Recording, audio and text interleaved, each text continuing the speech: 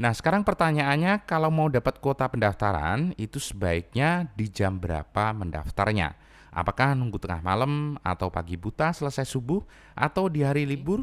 Nah, kalau sudah berhasil masuk di tahap registrasi data, berarti pendaftaran kalian itu sudah berhasil. Di sini kalian tinggal melengkapi beberapa pengisian data seperti alamat tempat tinggal, alamat email, nomor telepon, dan nama ibu kandung.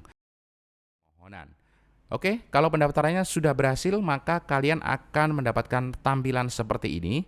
Kalian di sini akan mendapatkan nomor pendaftaran dan di sini teman-teman jangan lupa untuk mencatat nomor pendaftarannya secara berkala karena hasil cek slik akan dikirimkan melalui email yang sudah kalian daftarkan dalam format PDF.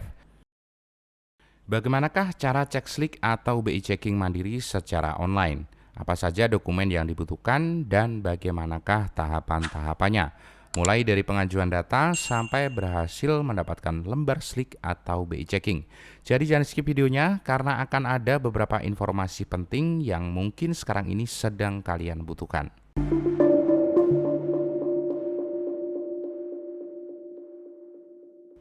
Oke teman-teman, jadi di video kali ini saya akan memberikan tutorial cek slik atau BI checking secara online. Buat teman-teman yang masih belum tahu, untuk cara cek slik atau BI checking secara mandiri itu ada beberapa cara. Cara yang pertama, kalian bisa datang langsung ke kantor OJK terdekat di kota kalian dan bisa langsung mengajukan permohonan pengajuan cek slik atau BI checking. Di sini kalian cukup membawa IKTP saja. Kelebihan dari cara ini adalah pasti berhasil karena kalau kita datang langsung ke kantor OJK itu tidak ada yang namanya kuota pendaftaran. Tidak seperti kalau kita cek slik secara online. Kekurangan dari cara ini tentu saja memakan banyak waktu karena kita diharuskan datang langsung dan antri di kantor OJK. Nah, kemudian cara selanjutnya adalah kita bisa mengajukan permohonan cek slik mandiri secara online. Caranya sangat mudah sekali, kalian bisa langsung mengunjungi website resmi OJK yang memang dikhususkan untuk permohonan cek slik atau BI checking secara online. Alamatnya ada di idepku.ojk.go.id. Atau biar teman-teman lebih gampang, bisa langsung klik link yang sudah saya cantumkan di kolom deskripsi video ini. Oke, setelah berhasil masuk di halaman form pengajuan informasi debitur, di sini yang harus teman-teman pahami adalah pengajuan cek slik secara online itu ada yang namanya kuota pendaftaran dan kuota pendaftarannya itu terbatas. Di sini juga sudah dijelaskan kalau ada 4 sesi pendaftaran.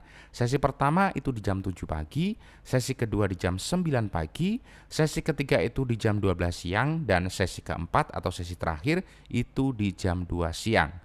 Dan jam pelayanan cek slik mandiri secara online di kantor OJK itu maksimalnya adalah di jam 3 sore di hari kerja.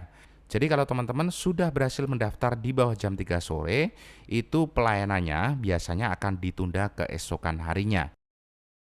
Nah, sekarang pertanyaannya, kalau mau dapat kuota pendaftaran, itu sebaiknya di jam berapa mendaftarnya? Apakah nunggu tengah malam atau pagi buta selesai subuh atau di hari libur?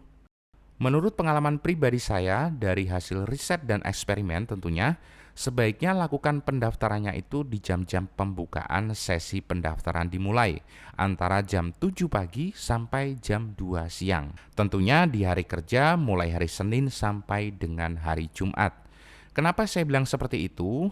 Karena di jam malam atau jam pagi atau di luar jam kerja itu semuanya pernah saya coba berkali-kali dan hasilnya itu 99,9% selalu gagal mendapatkan kuota pendaftaran. Nah, dari hal itu saya bisa menyimpulkan kalau melakukan permohonan cek slik di luar jam kerja OJK itu sebenarnya tidak efektif karena sistem mereka itu tidak online selama 24 jam. Ada jam-jam tertentu di luar jam kerja di mana sistem OJK itu offline.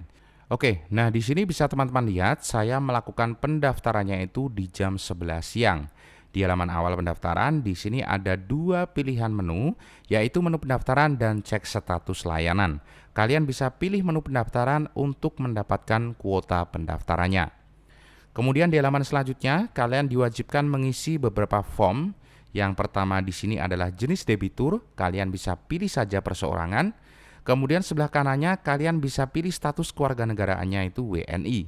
Kemudian selanjutnya di bawahnya identitas yang digunakan debitur kalian bisa isikan KTP. Kemudian sebelah kanannya kalian bisa masukkan secara manual nomor NIK KTP kalian. Setelah itu terakhir kalian bisa isikan kode CAPTA-nya. Kalau kode CAPTA-nya kurang jelas, kalian bisa refresh untuk mendapatkan kode CAPTA yang baru. Oke, setelah semuanya terisi, tinggal klik saja selanjutnya. Nah, kalau kalian mendapatkan pemberitahuan seperti ini, berarti kuota pendaftarannya itu tidak tersedia alias penuh. Kalian bisa mengulangi langkahnya dengan jeda waktu 1 menit sampai pendaftarannya itu berhasil. Biasanya kalau berhasil itu loadingnya itu lama ya teman-teman, seperti ini.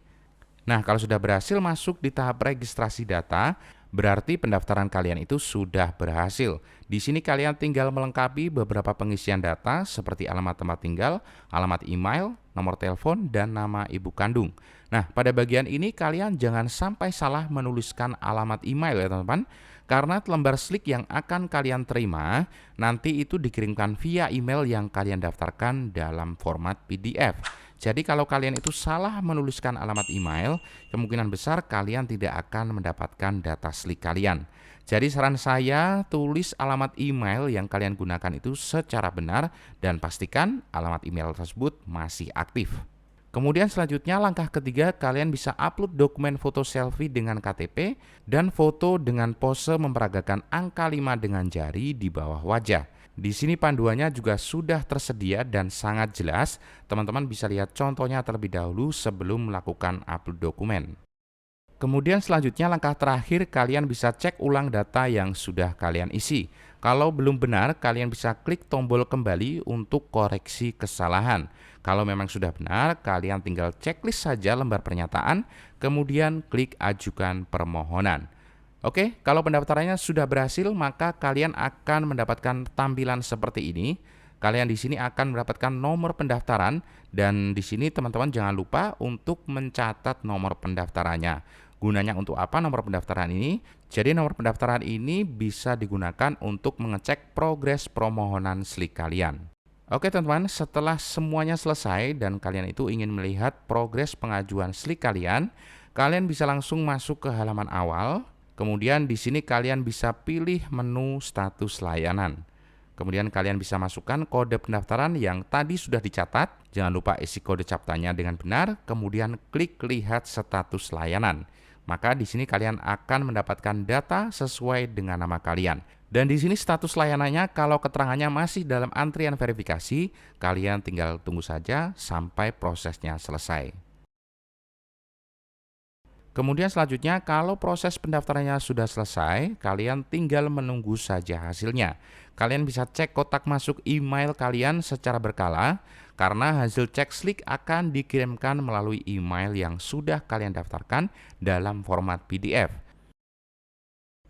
Oke teman-teman, jadi itu tadi tahapan-tahapan cek slip atau BI checking mandiri secara online.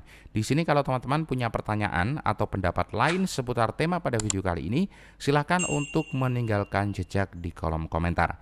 Terima kasih buat yang sudah menyimak. Kalau kalian suka, silakan untuk menekan tombol like dan jangan lupa share ke teman kalian yang membutuhkan. Semoga bermanfaat and see you next video.